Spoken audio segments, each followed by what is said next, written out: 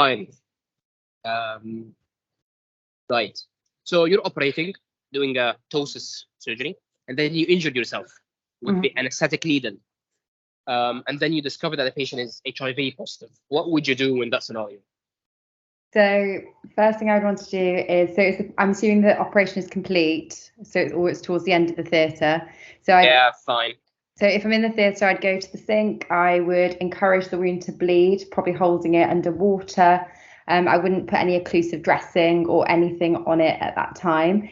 If it's in hours, I would report to occupational health and explain to them what's happened. And then occupational health would kind of go forward as to putting in an incident form, and the patient would then need to be consented by a colleague to have a blood test for bloodborne viruses. If it's out of hours, I'd report to A&E, in which case there'd be an incident report filed, and again, the patient would need to be consented to have a test for bloodborne viruses. I would also have my bloods taken either by occupational health or in A&E. And then depending on the risk stratification of the patient and their risk of having a bloodborne virus, I think occupational health or A&E would start me on medication. So post-exposure prophylaxis therapy if I was deemed high risk. If the patient was deemed low risk transmission, then I would not be started on the treatment, and it would be dependent on blood results. I would then also have to return at a later date for repeat blood results. I'm impressed. That's fine. You're not reading from the book, are you? No. You're not cheating. If only. Come on. Okay. Fine. I think you've answered very well on that one. Again, they might ask you about the risk, the percent risk, which is there in the blue book. Do you know what's the risk for HIV? HIV is quite low. Is it 0.3%? And then Hep B is high. I think it's 30%, isn't it, for Hep B? Yeah, 30. Yes, that's fine. Well done. I think it says there's a guidance as well on prevention. I don't know. I haven't read that guidance, but okay. I wouldn't bother much with it. So you mentioned the management. I really like the point that you mentioned that another colleague would take the consent rather than yourself. Yeah. For obvious reasons. And incident reporting. Okay, this is a very, very crucial thing. Incident report, datex, whatever.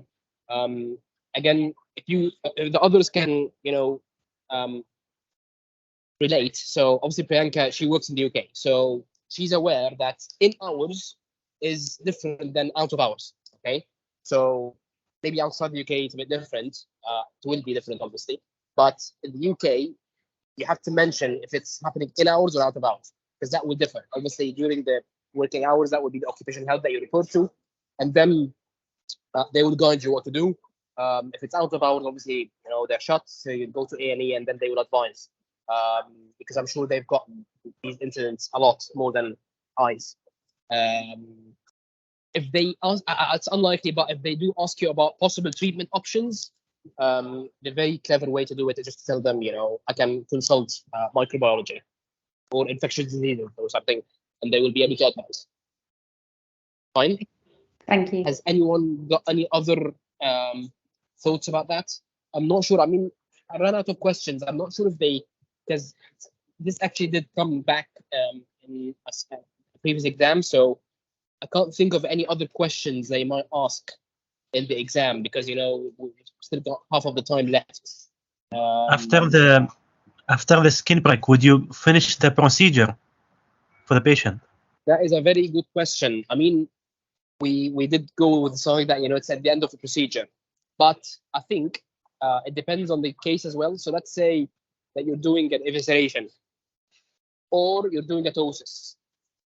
So, and it depends on where are you in the operation as well. So let's say if you're in the beginning of the operation, you might actually abort. Yeah. But if you're at the end and you're sort of, you still got a few beats left to do, then obviously you'd carry on, unless there is someone else, which is unlikely. If you're the consultant and there is a trainee or something with you or a fellow who can carry on safely, I have to mention safely, then obviously they can do that. But in your case, if you're alone and there's an option of actually aborting the procedure, you can. Because obviously you need to be, make sure that you take care of yourself, basically. So if there's a significant injury, you need to sort of manage it, as we discussed, wash the wound, so and so, and then report to occupational health and so on. But I think, again, because this is debatable, okay, I would suggest, again, the smart way to get out of it is just to say, it depends on the procedure, it depends on the timing, and then discuss it with them through that way. And then at the end, they will know that, you're safe and you'll deal with it as per the scenario, basically. But you wouldn't say, oh, no, I will just carry on. No, it's not like that. So let's say if you're in the beginning of the procedure, you can actually abort because it's not an urgent procedure at all. You need to take care of yourself first. Yeah.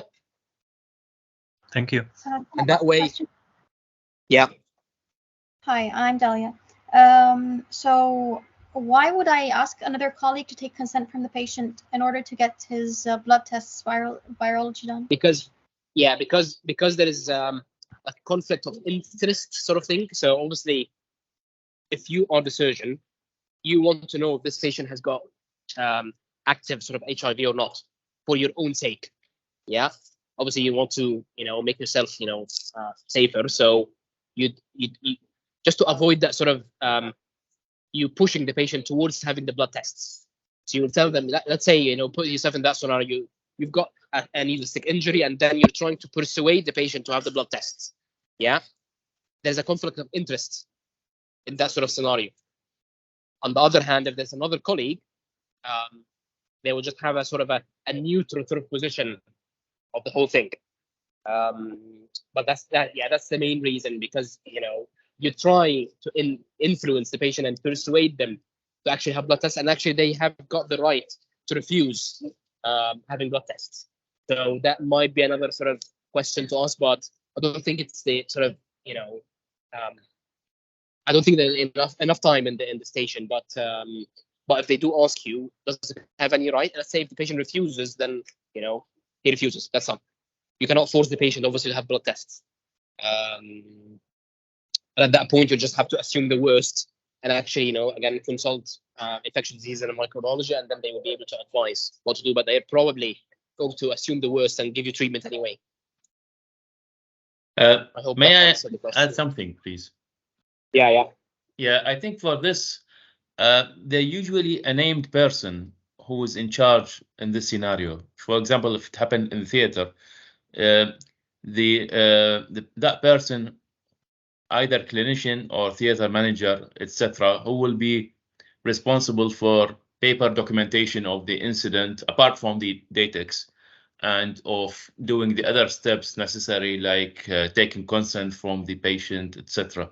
So I don't think it's neither the doctor nor his colleagues. This is my impression. And it would be a colleague, obviously. It would be a colleague in theater. So let's say if it's the theater lead, maybe someone from the theater team, basically, who will need to deal with that sort of thing. It wouldn't be sort of your friend, It would be someone, as you said, someone senior, someone. I'm not sure if there is a named person for that. Maybe there is. I'm not sure. To be honest. But the main thing is that it wouldn't be yourself. Yeah, it'd be someone else, basically. Yeah. And the other point, I think, in this scenario, since the patient is HIV positive, the staff who had the needle stick needs to be started on treatment. They usually start them on antiretroviral treatment for a few days. Yes, so it depends. As we said, it depends on the risk. So usually they start them on prophylaxis, and then again, depending on the timing during the day, as we discussed. I can't remember the exact name of it. It says Truvada. No idea what that is. But so the retroviral treatments. And then you obviously, after the treatment, you repeat the testing again. Yeah. Yeah. But obviously it depends on the risk of the situation. Yeah. But I don't know. I mean, personally, I think a very big part of this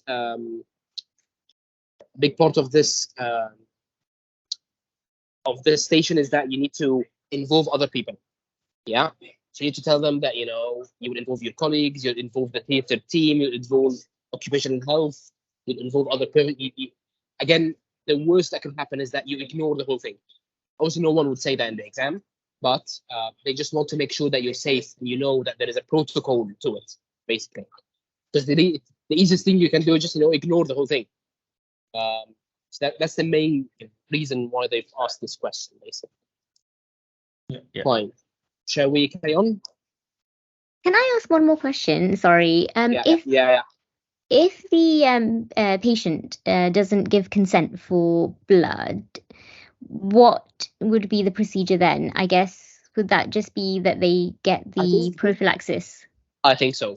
They always assume the worst, but again, I consult. So it's not something for us to decide. We have no idea about HIV, so we'd consult. You just ask the occupational health, and they would be able to advise. Maybe again, with every hospital here in the UK, there's always an intranet, and there's always lots of guidance. So the UK is the country of guidance, so there's guidance for every single thing. It might be something that you mentioned as well. Just I'll look up on the intranet website of the trust. I'll look for any guidance that might help me. Mm-hmm.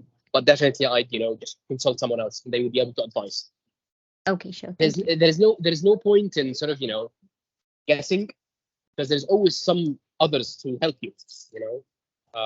Unless you've actually done the same process, the same thing happened to yourself, and you're pretty confident about the procedure, then it might be a bit sort of a good technique to actually say that it actually happened to one of your colleagues in front of you, or it actually happened to you and you went through the procedure. It again gives it more credibility. So you can sort of lie a bit, but just make sure that you can lie well, okay?